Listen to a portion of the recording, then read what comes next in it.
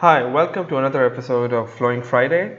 And this week we'll be taking a discovery method to do some advanced level analytics in the sense that it requires this exercise that I'm doing requires some web scraping of data, getting hold of the data set, creating your own data set, then going on to cleaning it up and then analyzing it in Tableau, and also adding other web-based uh, data sets to blend the data. So this will be an interesting analysis to work on. And this is something also very close to my heart because I was doing it for myself also. Since I'll be shifting to Australia soon, I'm looking forward to what kind of jobs are available in the Australia market in terms of the field that I'm in, that is analytics and business intelligence. So the first thing that I did was to go to the premier job portal in Australia, which is seek.com.au, and I searched for the keyword analytics. Okay, so I found around 9,429 jobs, and this is the data that I want to analyze. So basically, these are the fields: credit analyst, corporate banking. So this is probably not my type of analytics job, but still, I need to pick it up and see which types of jobs are these. So this is Investback Institutional Bank. This is from the main category is banking and financial services. So I might filter banking and financial services because most of those jobs might be about some very detailed financial analytics, which is not my core domain. So for example, risk analytics manager, this is also something that is not my area. Senior consultant BI, this might be something that I might be interested in. Senior manager, marketing analytics, this is exactly my area, so I want to focus on. But I want to see out of the 9,429 records, how many are actually in the type of analytics that I would want to do in the marketing communication domain and the profiles. And I also want to do analysis on what are the locations, what are the salary type. So a lot of them do not mention the salary, but some of them do. So over here you see a BDM web analytics. This is my type of job. It's a very good job. They're paying $160,000, which is pretty good. But most of them, they've not mentioned the salary over here, and some of them might also be mentioning this has got around 140,000. Some of them might mention an hourly salary. So I have to do some data cleanup to find out which one's got annual salary, which one's got hourly salary.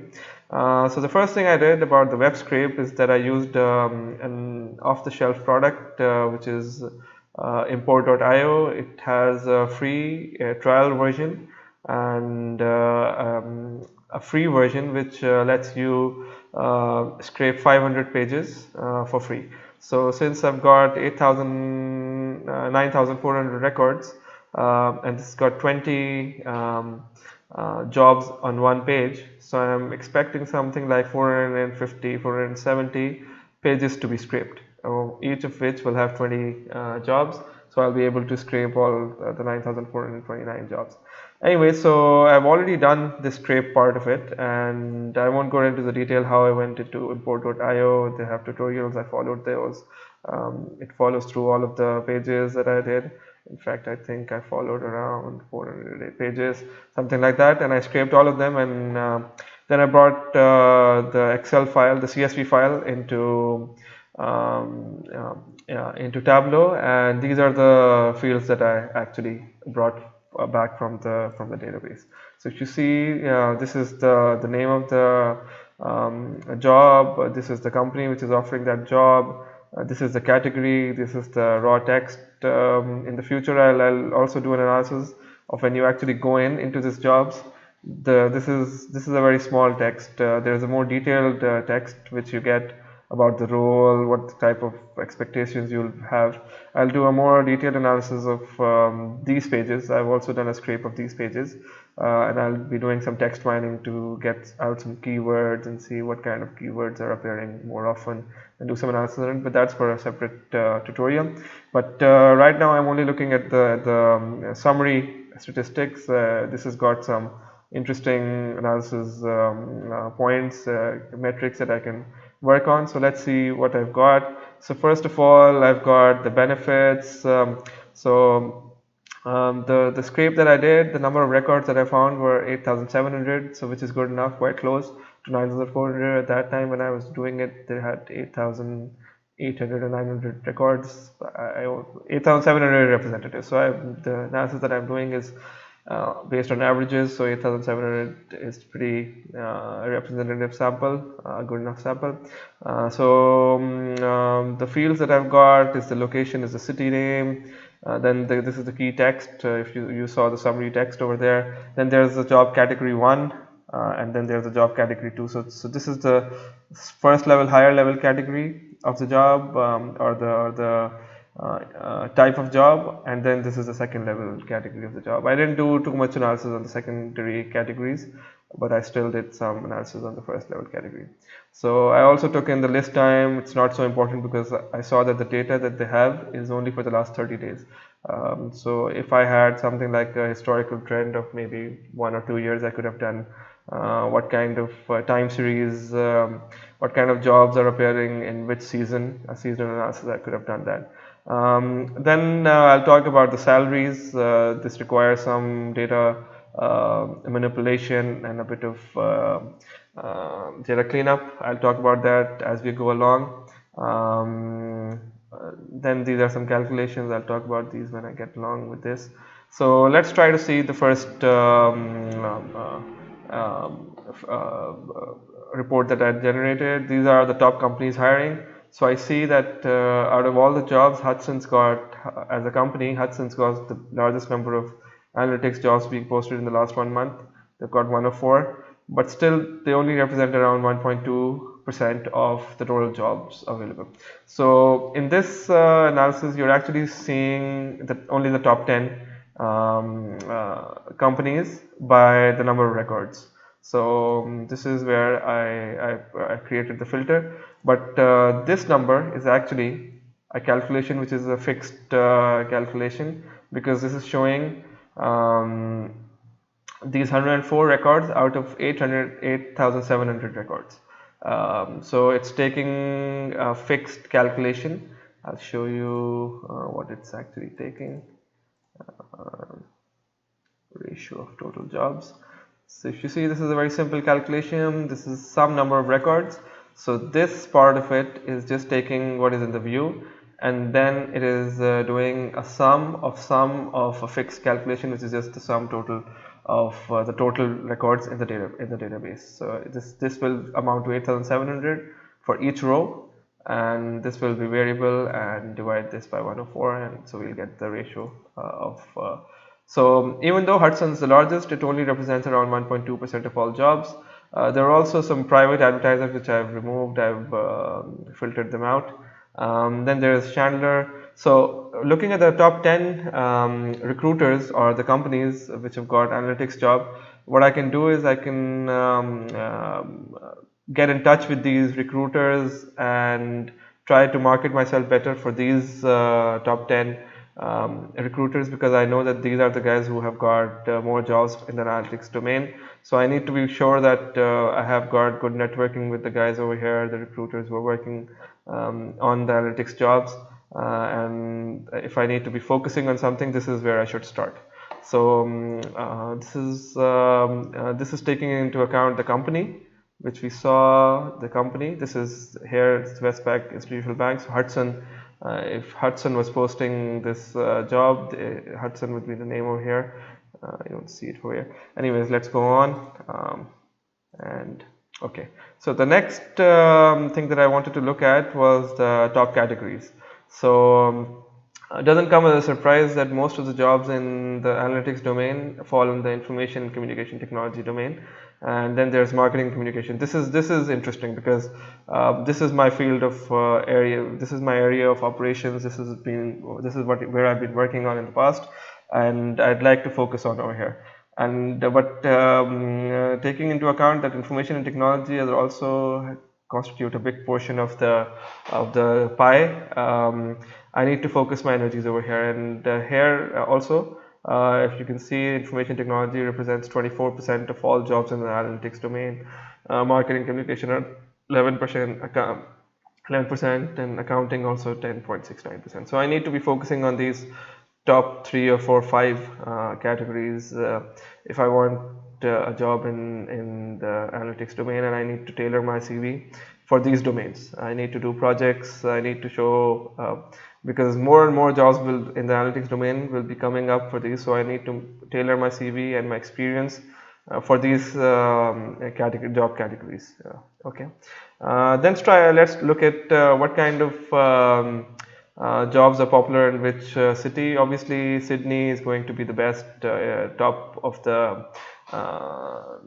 the list all the time because it's got the highest population. But what we are interested in is any outliers, so something that stands out. So we see that information communication technology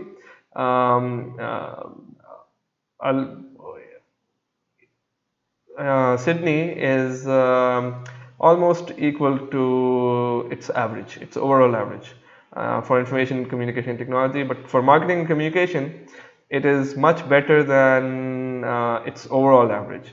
So it seems that marketing and communication domain is focused more in Sydney rather than other domains. So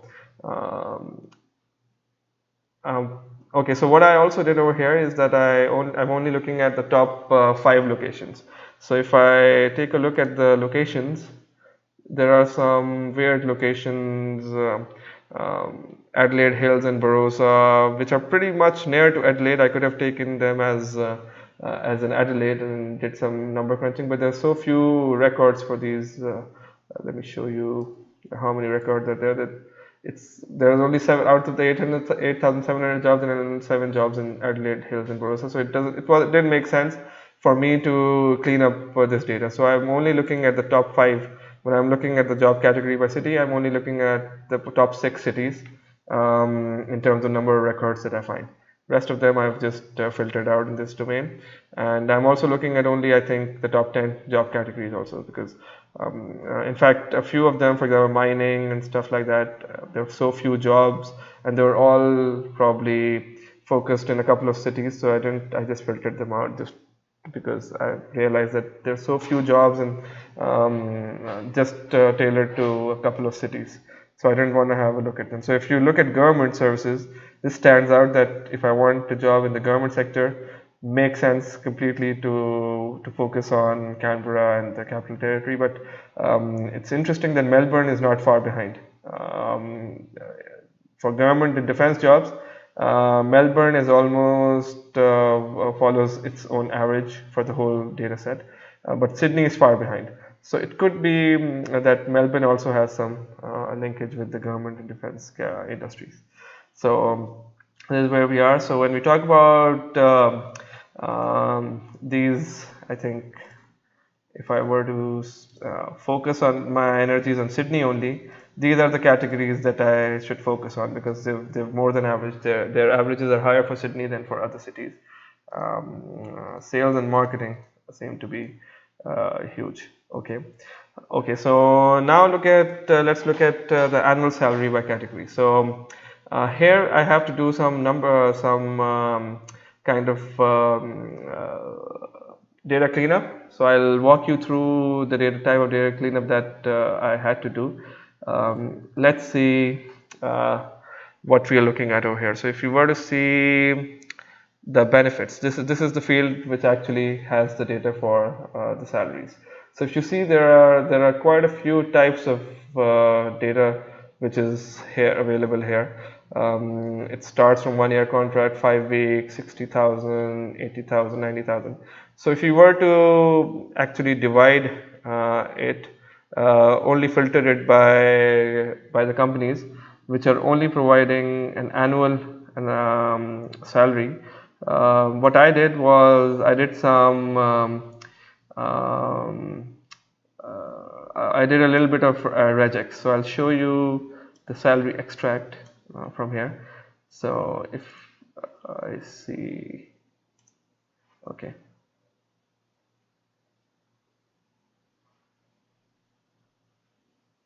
Okay, so what I'm doing over here is I'm doing a regex extract of the benefits and only bringing out the records which have got a numerical field in the middle. So any field which has got any number in it, it brings back that number. And the plus sign says that if it's at any location, just bring back that number, starting from the first one. So if you see 1 year contract, 5 weeks contract, 6, so there you can see that it has per day field also 60,000, 70,000.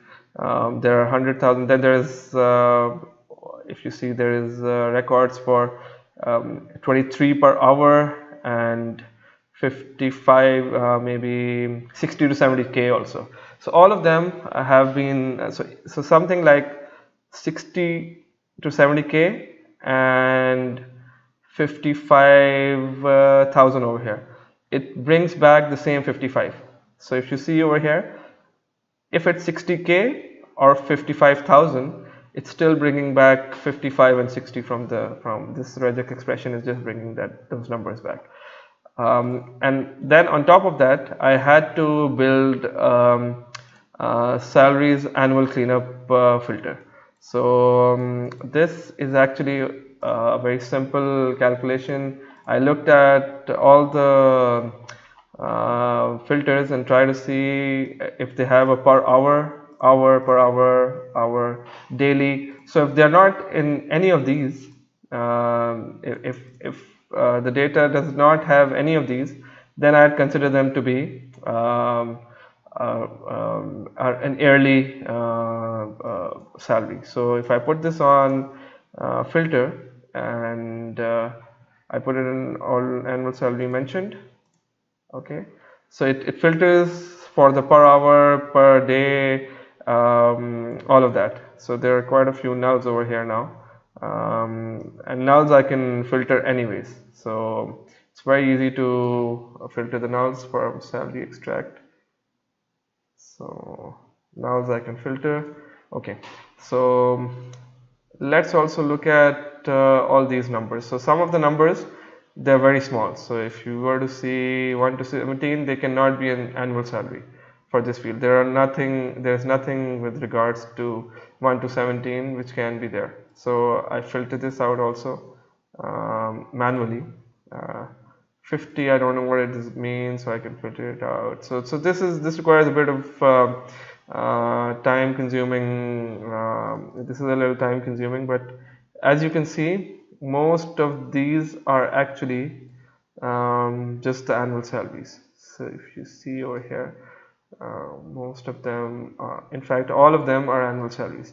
Plus I removed some of the very high level stuff. So I removed 200,000, and anything above 200,000 I removed manually. So plus I'm taking the lower of the two. So if the salary is given as a range 111,000, 110,000 to 140,000, just for safety's sake, I'm just taking the lower of them all because it makes it simple for the regex expression. So coming back to the per hour salary category, so we can see that again, filtering by the top 10 technologies by number of records found. There are the hourly salary per job category in information communication technology is 78,000. Consulting and strategy 71,000, 61,000.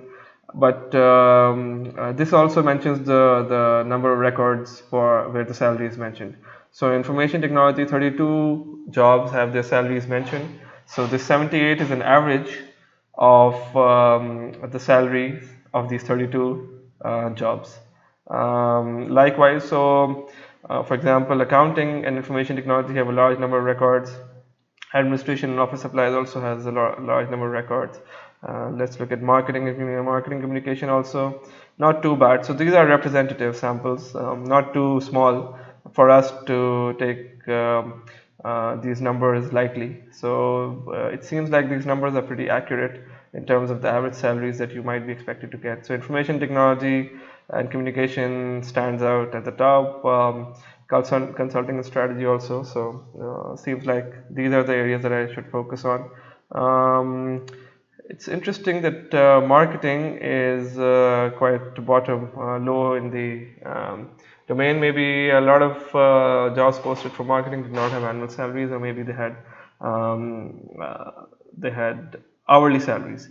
So in fact, I also did. In fact, I'm so sorry. I've only been looking at the hourly salary. This is the annual salary. So consulting and strategy is at the top with the 108,000 per year per annum. It's got 42 records. So all of these are pretty representative. 258 records for accounting, information technology 255. So pretty good salaries over here with consulting and strategy, accounting, info technology, banking and financial services. Marketing and communication a little lower in the total salary. Number of records, the number of jobs is high, but still the salary is not too bad. Something like this might work. So this is a little bit of cleanup that you would have required. Similarly for per hour salary, information technology has a good per hour rate.